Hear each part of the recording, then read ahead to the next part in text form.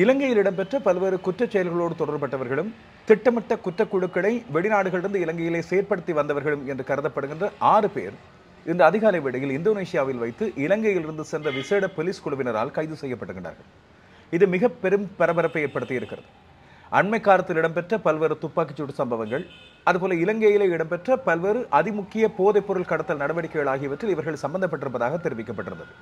இவர்களில் பலர் மத்திய கிழக்கை தங்களது வசிப்பிடமாக கொண்டு அண்மை காலத்தில் இயங்கி வந்திருந்தார்கள். மத்திய கிழக்கில் இருந்து கொண்டு பெருமளவிலான பணத்தை இலங்கைக்கு அனுப்பி இதன் மூலமாக இலங்கையிலே பல்வேறு குற்றச்செயல்களை இவர்கள் நடத்தி வந்ததாக தேடப்பட்டு வந்திருந்தார்கள். சர்வதேச போலீசுக்கும் அறிவிக்கப்பட்டு வந்த நிலையில் இவர்கள் தங்கியிருந்த நாடுகளில் உள்ள போலீசாருக்கும் இந்த 6 பேரையும் கைது செய்வதற்கான ஒத்துழைப்பை வழங்குமாறு இலங்கை அரசாங்கம் கூறியிருந்தது. இதன் அடிப்படையில் இந்த கைதுகள் இலங்கையை பொறுத்தவரையில் அண்மை காலத்தில் இடம்பெற்ற பல்வேறு சம்பவங்கள், அரசியல் மயப்படுத்தப்பட்ட பல்வேறு குற்றச்செயல்கள் ஆகியவற்றில் சம்பந்தப்பட்ட உண்மையான குற்றவாளிகளை அடையாளம் காட்ட உதவும் என்று கருதப்படுகிறது. கடந்த பிப்ரவரி மாதம் இலங்கையின் புதுக்கடை நீதிமன்றத்தில் இடம்பெற்ற துப்பாக்கிச்சூடு சம்பவத்தில் கணேமுல்ல சஞ்சீவ கொலை செய்யப்பட்ட சம்பவத்தின் போது 2 பெரிய புள்ளிகளின் பெயர்கள் பேசப்பட்டன. ஒருவர் கெஹல்பத்தர பத்மே, இன்னொருவர் கமாண்டோ சலிந்து. இந்த 2 பேரும் கூட கைது செய்யப்பட்ட 6 பேர்கள் அடங்கியிருப்பதாக இலங்கை போலீஸ் தகவல்கள் தெரிவிக்கின்றன. இவர்களோடு பெக்கோ சமன், தம்பிலி லஹீரு, பானதுர நிலங்க ஆகியோரோடு பெண் ஒருவரும் கைது செய்யப்படுகின்றனர். இவர்களை பற்றிய விசாரணைகளை போலீசார் இப்பொழுது மேற்கொண்டு வருகின்றார்கள். இலங்கைக்கு கொண்டு வந்த பிறகு மேலதிக விசாரணைகள் இடம்பெறும் என்று தெரிவிக்கப்படுகிறது. கமாண்டோ சலிந்து மற்றும் கெஹல்பத்தர பத்மே ஆகியோர் அண்மைக்கால சம்பவங்கள் பலவற்றோடு தொடர்பட்டிருந்தார்கள். அதுபோல அண்மையில் தாய்லாந்தில் வைத்து இடம்பெற்ற கைதொன்றிலே கெஹல்பத்தர பத்மே இலங்கையிலே இருக்கின்ற ஹரக்கட்டா, இப்பொழுது சிறை வைக்கப்படுகின்ற ஹரக்கட்டாவின் மனைவியோடு கைது செய்யப்பட்டதாக செய்திகள் வெளியாகி இருந்தன. என்றாலும் இந்த செய்திகள் குறித்த மறுப்பறிக்கையை ஹரக்கட்டாவின் மனைவி வெளிப்படுத்தியிருந்தார். அதுபோல இப்படியான செய்திகளை வெளியிட்ட ஊடகங்கள் மீது சட்ட நடவடிக்கை எடுக்கப் போவதாகவும் அவர் தெரிவித்திருந்தார். கைது செய்து வைக்கப்பட்டிருந்த கெஹல்பத்தர பத்மே எப்படி தாய்லாந்து சிறையில் இருந்து தப்பினார் என்று இதுவரைக்கும் தெரிவிக்கப்படவில்லை. தாய்லாந்து போலீசார் அவரை தேடி வந்ததாக சொல்லப்பட்ட வேளையில் இந்தோனேஷியாவில் இவர்கள் கூடுகின்றார்கள் என்று கிடைத்த தகவலை அடுத்து இலங்கையிலிருந்து விசேட போலீஸ் குழு ஒன்று அங்கே பயணித்து இவர்களை கைது செய்திருக்கிறது.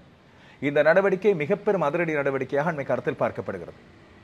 இலங்கையிலே குறிப்பாக மேல் மாகாணம் மற்றும் தென் மாகாணம் ஆகியவற்றில் அண்மை காலத்தில் அதிகரித்த வன்முறை சம்பவங்களுக்கும் இவர்களுக்கு நெருங்கிய தொடர்பு இருந்தது. இதேவேளை பொதுமக்கள் ஏன் இவர்களை அவர்கள் தங்கியிருக்கின்ற வளைகுடா நாடுகள், மத்திய கிழக்கு நாடுகளுக்கே சென்று போலீசாரால் கைது செய்ய முடியாது, இல்லாவிட்டால் அவர்களை அங்கே கைது செய்து இங்கே நாடு கடத்துமாறு உத்தரவு ஒன்றை பிறப்பிக்க முடியாது என்று சொல்லி கேள்வி எழுப்பியிருந்தார்கள். அவர்களது இருப்பிடங்களை கண்டுபிடிப்பது மிக பெரும் சிரமமாக இருந்தது. என்றாலும் இப்போது இந்த 6 பேரது கைது இன்னும் பல புதிய விடயங்களை வெளிக்கொண்டு வரும் என்று தெரிவிக்கப்படுகிறது. மேலதிக தகவல்களுக்காக காத்திருப்போம். இதுவேளை நேற்றைய தினமும் துப்பாக்கிச்சூடு சம்பவம் ஒன்று பதிவாகி இருக்கிறது. 55 வயதான ஒருவர் பானதுர பகுதியில் நேற்றிரவு கொல்லப்பட்டிருக்கிறார். பானதுர பகுதியில் வந்துரமுல்ல அலுபோகாகவத்த என்று அழைக்கப்படுகின்ற இடத்திலே தன்னுடைய வசிப்பிடத்தில் தன்னுடைய வீட்டிலே வைத்து இந்த 55 வயதான நபர் கொல்லப்பட்டிருக்கிறார். மோட்டார் சைக்கிளில் வந்த 2 பேர் அவர் மீது தொடர்ச்சியாக துப்பாக்கி பிரயோகத்தை நடத்திவிட்டு தப்பிச் சென்றுள்ளதாக தெரிவிக்கப்படுகிறது. போலீசார் இப்பொழுது விசாரணைகளை மேற்கொண்டு வருகின்றார்கள். இந்த வருடத்தில் இடம்பெற்ற 82வது துப்பாக்கிச்சூடு சம்பவமாக இது பதிவாகி இருக்கிறது. இதேவேளை கடந்த 26ஆம் தேதி கொழும்பு கோட்டை நீதவான் நீதிமன்றத்தின் முன்னால் ரணில் விக்ரமசிங்கவின் வழக்கு விசாரணைக்கு எடுத்துக் கொள்ளப்பட்ட வேளையில் ஆர்ப்பாட்டம் செய்தவர்களில் ஒரு சிலர் இப்பொழுது தேடப்பட்டு வருவதாக தெரிவிக்கப்படுகிறது. குறிப்பாக நீதிமன்ற நடவடிக்கைகளை குழப்ப முற்பட்டோர், நீதிமன்றத்துக்குள் பிரவேசிக்க வந்தவர்களை தடுக்க முற்பட்டோர் ஆகியோரை தேடி விசாரித்து கைது செய்யுமாறு நீதிமன்றம் குற்றப்புலனாய்வு திணைக்களத்துக்கும் போலீசாருக்கும் உத்தரவு பிறப்பித்திருந்தது. அதிலே முக்கியமாக அந்த நாளில் கடமையில் இருந்த போலீசார் ஒருவர் தாக்கப்பட்டிருந்தார். போத்தலால் தாக்கப்பட்டு அவருக்கு காயம் ஏற்படுத்தப்பட்டது என்று தெரிவிக்கப்பட்டிருந்தது. இதையடுத்து நீதிமன்ற வளாகத்தில் அந்த போலீசார் மீது தாக்குதல் நடத்தியதாக கருதப்படுகின்ற களுத்துறை நகரசபையின் தனுக்க ஹெட்டியராட்சி இப்போது நகரசபைக்கு தெரிவாகி இருக்கின்ற உறுப்பினர் கைது செய்யப்பட்டிருக்கிறார்.